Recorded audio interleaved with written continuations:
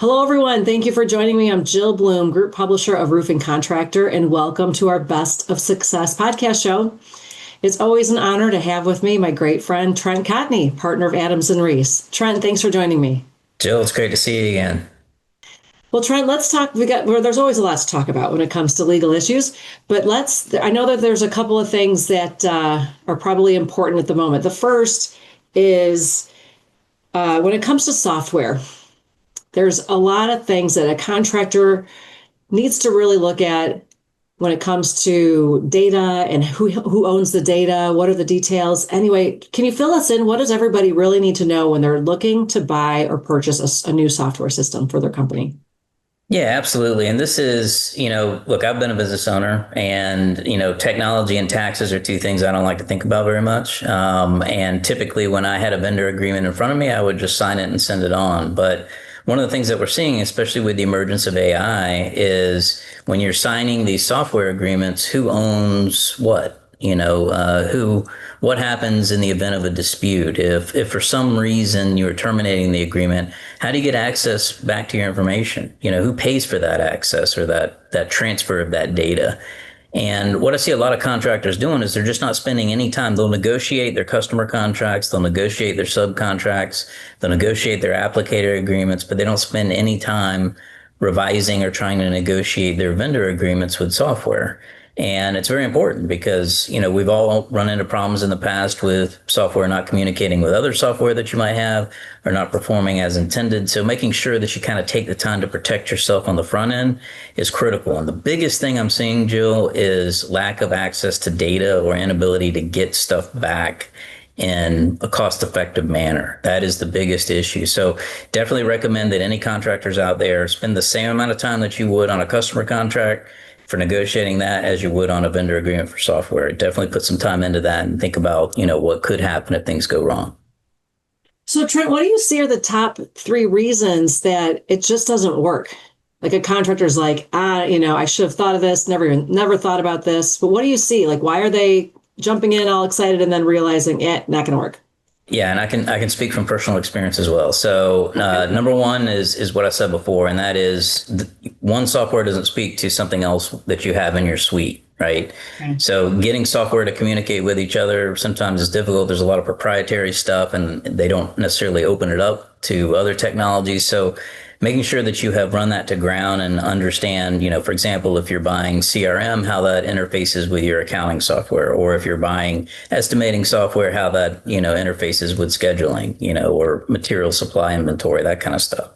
The second thing is adoption failure. So, I remember in the past, I got some software I just thought was the best thing ever. Right. I thought it was the coolest thing ever, but I couldn't get any of my employees to use it. So I spent all this money on something that was never used, and they kept using the old way. Right. So adoption is key. You've got to make sure that you've got a good rollout, good training, and that you're enforcing that adoption so that people are taking advantage of the software you just paid for. And the third thing is that technology is moving so fast and so quickly, especially these days. I mentioned AI. Things are happening so fast that you could easily buy something this month that becomes outdated 6 months from now.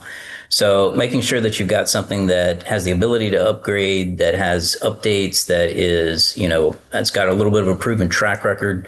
All those things are important, right? You need to really take time and vet the software before you buy it. Because Jill, these things are very expensive, right? I remember, stripping a lot of checks, and some of it went really well, some of it not so much. So definitely take that time to do your homework in advance. Yeah, well, great insight on that, Trent. And so, would there have been a way that you could have tested that software to make sure that it did speak to your HR or your accounting?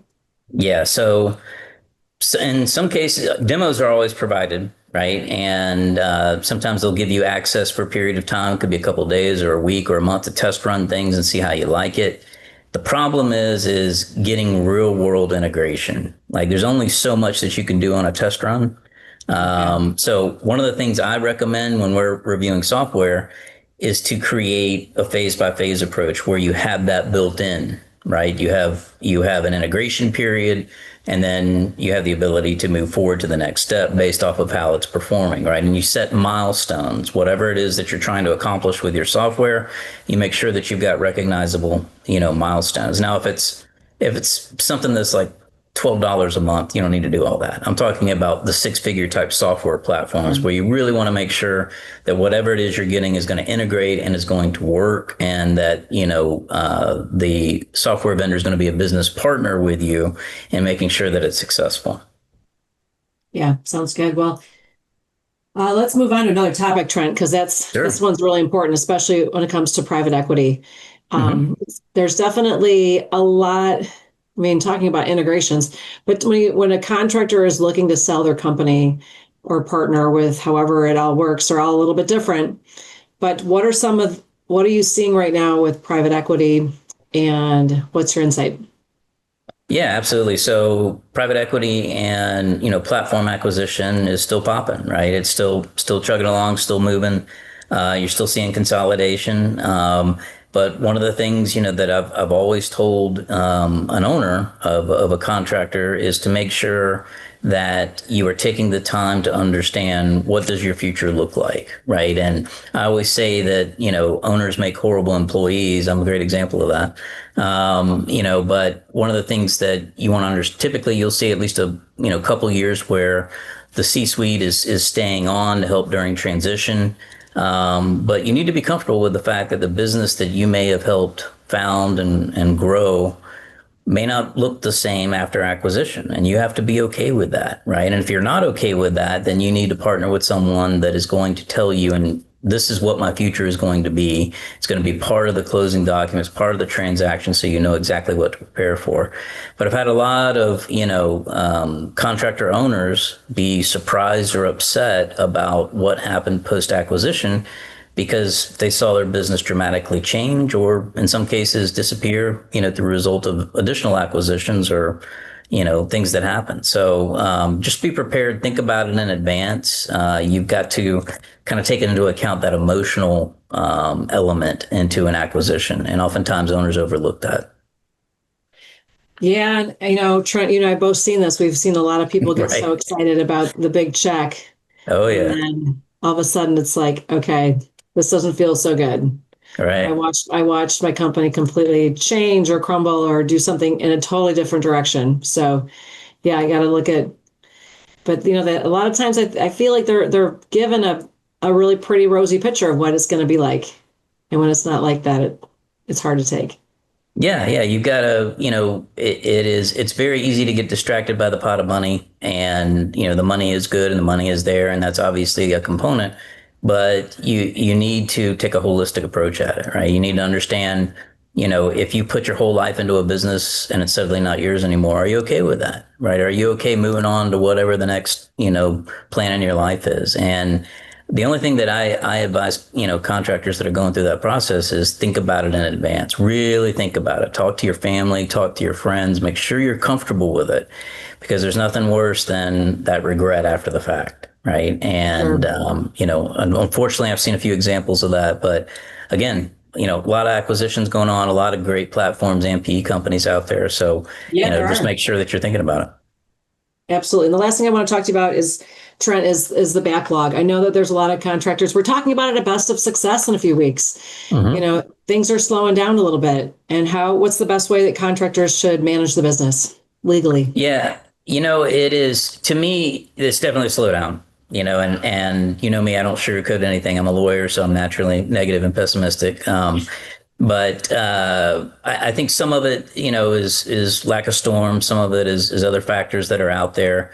But to me, a lot of this is just an adjustment. It's an adjustment back to where we were pre-COVID. We had a lot of artificial demand that was created during COVID.